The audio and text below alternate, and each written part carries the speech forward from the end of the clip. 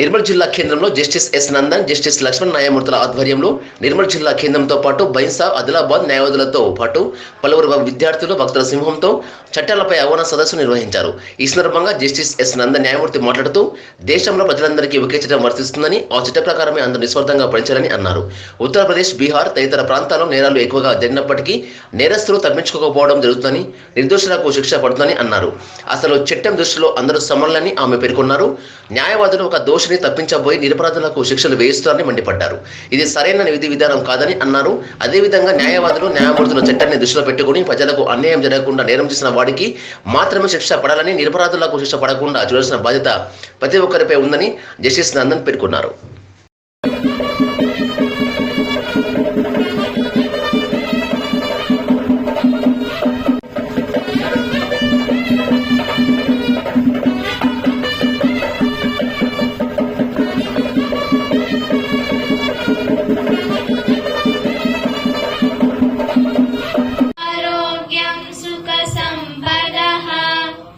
द्वेष बुद्धि विनाशाय आत्मज्योति नमोस्तुते, आत्मज्योति प्रदीप्ताय ब्रह्मज्योति नमोस्तुते, ब्रह्मज्योति प्रदीप्ताय गुरुज्योति नमोस्तुते.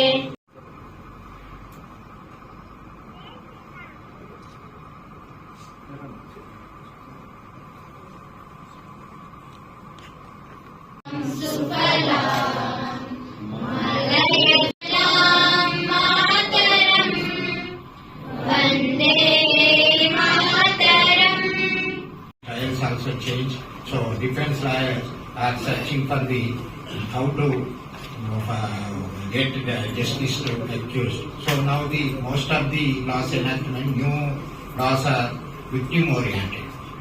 Laws are want to support the victims in view to view the justice. So now the criminal advocates are in view of this new trend they are facing.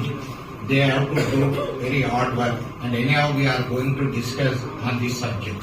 So once again, I welcome all to the seminar on behalf of Nyayavadi Parishad Telangana and Nyayavadi Parishad Hyderabad. Now I request General Secretary Nyayavadi Parishad Sunil Garu to address the meeting. Honorable Justice C. K. Lakshman Garu and guest of honor Honorable Justice Srimati Suripel Nanda Garu, the President of the Bar Association, Sri Chandrasekhar Reddy Garu, and other dignitaries on the dais, and all the other dignitaries of the dais, my dear friends, colleagues, brothers and sister advocates. I welcome you to this seminar.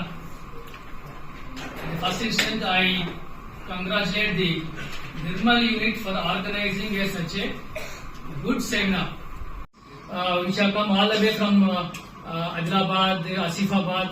I think 31 delegates are there from Godavarkani and Peddapalli and Manchiryal. And all the delegates.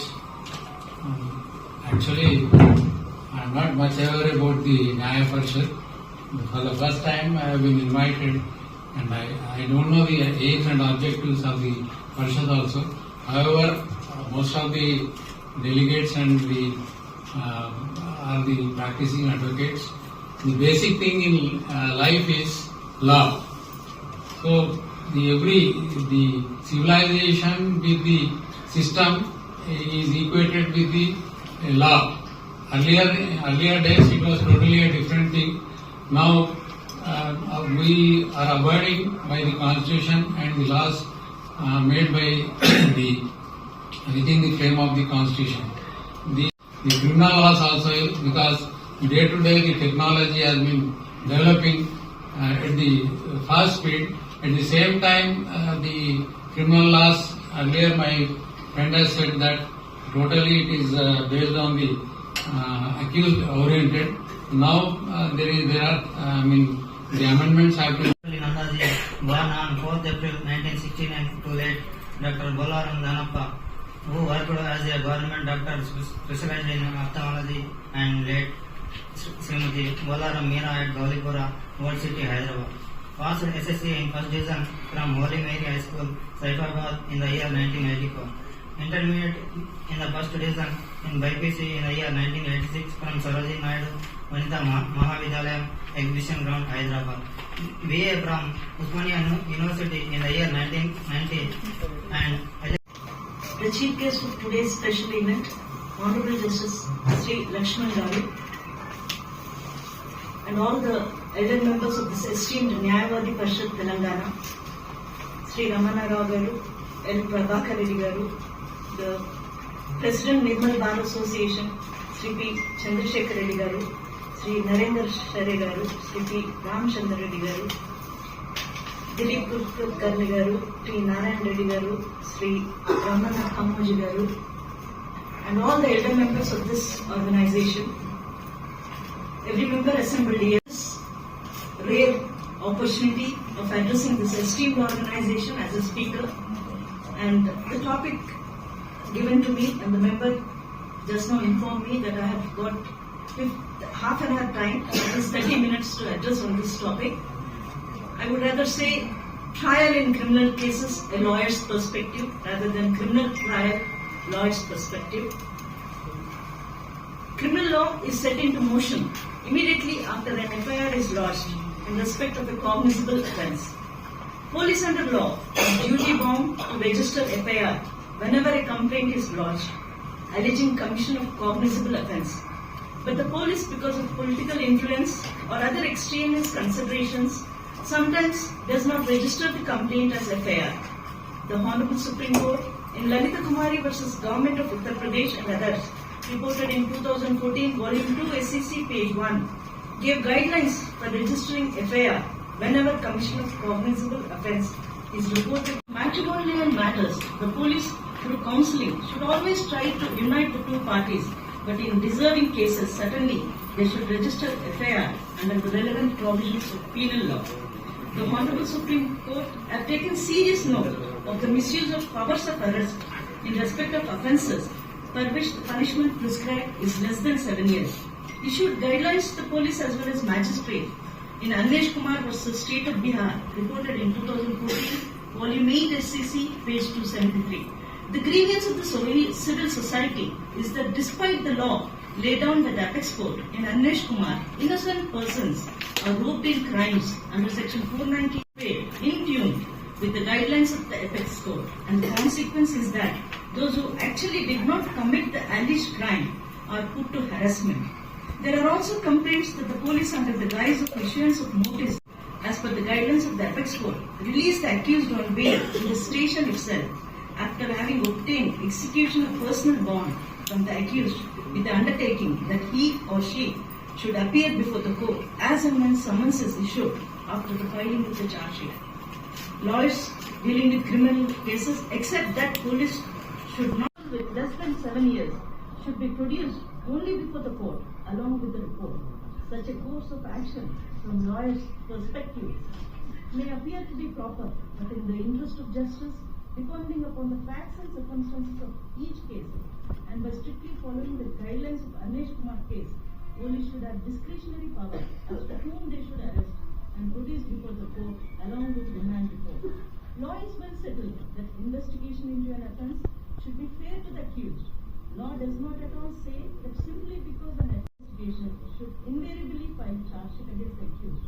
Fairness in investigation lies in that the investigating officer, after completion of the investigation, by completing and collecting necessary evidence, comes to the conclusion that the FIR against the accused named therein is not true, or that he or she is falsely implicated.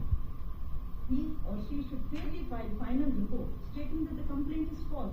Especially, such kind of fairness should be expected in serious crimes. For example, if an FIR is lodged, it is found, basing on the evidence collected, that the accused is falsely implicated. The investigating officer should boldly report to his higher officers that there is no truth in the complaint, and accordingly seek their consent for filing final report about the falsity of the complaint. But the police officers, in respect of great crimes, are under the misconceived notion that some material has to be collected to prove the allegations in the FIR, and file the charge sheet in the court, and that it is whether the accused is guilty of the offence or not. It is very well known that trial of a criminal case takes considerable time, and if charge sheet is filed against an innocent person, it results in lot of harassment and mental agony for the accused, and more so when the case ends after trial, ends in acquittal. There are instances that innocent persons, because of their false implication, face criminal trial as under trial prisoner, and by the time the trial is concluded, the period of imprisonment would be for several years, and in case there is acquittal, imprisonment afforded by the accused. Grant of bail is an important issue from lawyers' perspective. Though there is a catalogue of decisions of Apex Court regarding grant of anticipatory bail and regular bail, whether there is fairness in grant or refusal of bail in all cases of grave crimes is a debatable issue. The criticism often is that persons actually committed crimes are granted bails, but innocent persons falsely implicated are refused bail, seriously oppose the grant of bail in some cases, and don't do the same in other cases. For the courts, there is no straitjacket formula for grant or refusal of bail, and depending upon the facts and circumstances of each case, courts have to exercise the discretionary power of grant of bail. Here also the police is expected to be fair in informing the court through public prosecutor about the grant or refusal of bail. In the recent case of Sondar versus State of Chhattisgarh,